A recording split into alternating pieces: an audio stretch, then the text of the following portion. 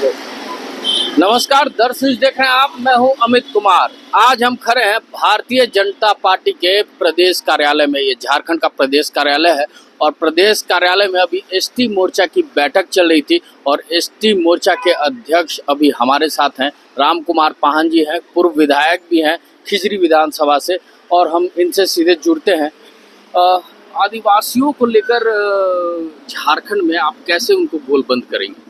निश्चित रूप से भारतीय जनता पार्टी के नेतृत्व में और नरेंद्र भाई मोदी जी ने जो जनजाति समाज के लिए जिन्होंने काम किया है, इससे पूरा जनजाति समाज भारतीय जनता पार्टी के प्रति गोलबंद हो गया है और लोकसभा चुनाव में भारी मत से भारतीय जनता पार्टी के प्रत्याशी को चुनाव में वोट देंगे।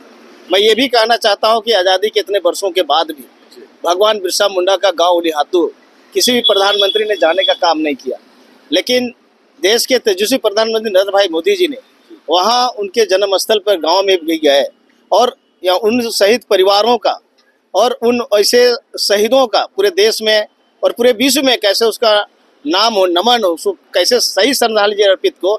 इसीलिए 15 नवंबर को जनजाति गौरव दिवस भगवान बिरसा मुंडा जी के जन्मदिन के अवसर पर उन्होंने घोषणा की और हम लोग सब लोग मना रहे हैं।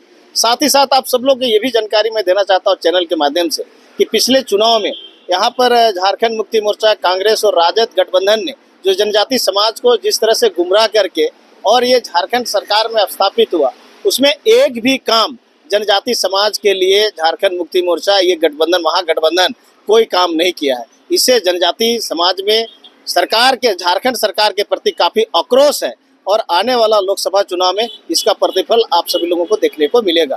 इसलिए मैं दावा के साथ में कह सकता हूं कि आज भी हमारा यहाँ पर जनजाति मोर्चा का रांची लोकसभा का बैठक था, उसमें हमारे प्रदेश अध्यक्ष बाबूलाल मरांडी जी ने जिस तरह से उन्होंने जनजाति समाज के लोगों को, कार्यकर्ताओं को उद्बोधन करते हुए जिस तरह से मार्गदर्शन किए हैं और जिस तरह से कार्यकर्ताओं में उत्साह है, उससे साफ जाहिर होगा कि आने वाला लोकसभा चुनाव में एक एक बूथ का हम लोगों ने समीक्षा कर रहे हैं और जहां भी हमारा कम से कम 30% से ज़्यादा मतदाता जनजाति समाज का बूथ में रहते हैं, वहां पर टोली बनाकर हम उन लोगों के बीच में जा रहे हैं और केंद्र सरकार ने जो काम किया उसके बारे में बता रहे हैं। और पिछले बार डबल इंजन की सरकार, रघुवर दास जी के नेतृत्व में जो सरकार चला था और उन्होंने सरना मसना का जितने बड़े पैमाने पर घेराबंदी किए थे, चाहे शहीद गाँवों को उन्होंने ग्राम विकास योजना के माध्यम से जोड़ने का जो काम किया था, उनको भी हम लोगों ने बता रहे हैं। इसका लाभ आने वाला समय में चुनाव में दिखेगा। एक तरफ देख लें तो हेमंत सोरेन, वो भी बड़े चेहरे हैं आदिवासियों के बीच के, और एक तरफ बाबूलाल मरांडी, कितना आकलन करते हैं? तो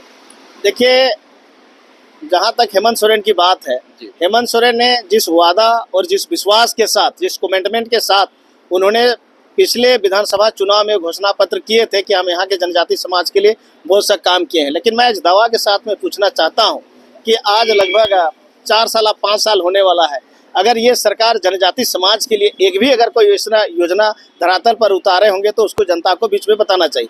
लेकिन चूंकि बाबूलाल मरांडी जी जब इस राज्य का पहला मुख्यमंत्री बने थे, उसमें पहली बार हमारा जनजाति समाज के लोगों का आर्थिक दृष्टिकोण से कैसे विकास हो सकता है और गाँव में जो हमारा बालू का जो घाट है उसको वहाँ के जनजाति समाज के लोगों को उसका अधिकार कैसे सीधा लाभ उनको मिलेगा, इसके लिए उन्होंने योजना और नीति और निर्धारण किए थे। मैं ये भी आपको बताना चाहता हूँ कि बाबूलाल मरांडी जी जनजाति समाज के लिए बहुत बड़ा हितैषी है। अगर बाबूलाल मरांडी जब मुख्यमंत्री बने थे तो प्रत्येक गाँव के जो बेरोजगार हैं उनको रोजगार दृष्टिकोण से, व्यापार का दृष्टिकोण से आगे बढ़ाने के लिए 10 व्यक्ति का समूह बना के लगभग हजारों बस कल्याण विभाग के माध्यम से मुफ्त में अनुदान में दिए थे।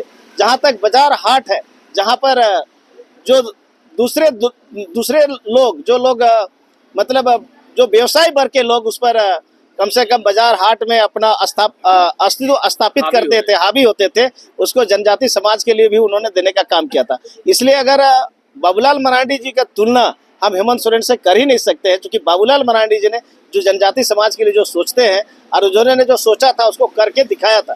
इसलिए आने वाला समय में बाबूलाल मरांडी जी के प्रति लोगों का काफी रुझान है, काफी लोगों को उत्साहित है और इसका लाभ चुनाव में मिलेगा। संथाल तो झामुमो का गढ़ है, कैसे भेद पाएंगे आप उसको? मैं तो इसलिए निश्चित रूप से मैं अभी कहना चाहता हूँ कि चूंकि संस्थाल में बाबूलाल मरांडी जी जब से भारतीय जनता पार्टी में थे, उस समय शिबू सोरेन को उन्होंने चुनाव हराए, रूपी सोरेन चुनाव लड़ी दुमका से, वो वहाँ से चुनाव हारे और बाबूलाल मरांडी जी वहाँ से सांसद बने। आपको बताते हैं कि जब बाबूलाल मरांडी जी इस राज्य का बागडोर था उनके हाथ में, उस तरह राजमहल सीट भी हम लोगों ने वहाँ चुनाव जीते थे। कहने का तात्पर्य है कि वहाँ का जो 2 एसटी सीट है, राजमहल और दुमका, कभी न कभी भाजपा चुनाव जीता है। पिछले बार तो भाजपा का सुनील सोरेन जी वहाँ से सांसद बने। इसलिए मैं दावा के साथ में कह सकता हूँ कि आने वाला लोकसभा का जो चुनाव है उसमें राजमहल और दुमका का दोनों सीट निश्चित रूप से हमारा जनजातीय समाज का जो प्रत्याशी है वो विजय रहेंगे। कल्पना सोरेन भी आदिवासी हैं और 21 अप्रैल को वो समझिए एक तरह से शंखनाद करने वाली हैं। 21 अप्रैल को उलगुलान न्याय महारैली होने जा रही है, उसमें भी आदिवासियों को गोलबंद करने की बात करेंगे, जिसको लेकर अभी बैठक भी चल रही है। इसको किस रूप में देखते हैं? दिग्गज नेता आ रहे हैं इसमें इंडी गठबंधन के। देखिए, कल्पना सोरेन जी चाहे किसी भी तरह का गुमराह करने का जो प्रयास कर रहे हैं, इस प्रयास में इस तरह का जो उन्होंने लोगों को धोखा देने का जो काम कर रहा है, गुमराह करने का जो काम कर रही है, इससे जनजातीय समाज उस गुमराह में नहीं फंसेंगे। इसलिए कि जनजातीय समाज जाग चुका है, उन लोगों ने देख चुका है। जहाँ तक हेमंत बाबू का बात है, तो हेमंत जी मुख्यमंत्री रहते हुए आखिर कहीं ना कहीं कोई काम गलत किए होंगे, तभी आज जेल में गया है। जब वो जेल में गए तो न्याय की मांग करते हैं। आप मुख्यमंत्री थे, आपके पास में सत्ता था, आपके साथ में प्रशासन है, तो कहीं ना कहीं आपने गलत किया है, उसी का आज आपको भोग मिल रहा है, उसी का आपको सजा मिल रहा है। इसलिए उससे जनजातीय समाज किसी भी तरह का उस महाजाल में लोग फंसने वाला नहीं है। और कल्पना सोरेन जी हो, चाहे हमारा अभी जो वर्तमान जो मुख्यमंत्री जी हैं, वो कितनों लोग बोल ले, लेकिन बाबूलाल जी मरांडी के सामने वो लोग फीका है और उसका कोई असर जनता के बीच में पड़ने वाला न। आपके पास में सत्ता था, आपके साथ में प्रशासन है, तो कहीं ना कहीं आपने गलत किया है, उसी का आज आपको भोग मिल रहा है, उसी का आपको सजा मिल रहा है। इसलिए उससे जनजातीय समाज किसी भी तरह का उस महाजाल में लोग फंसने वाला नहीं है।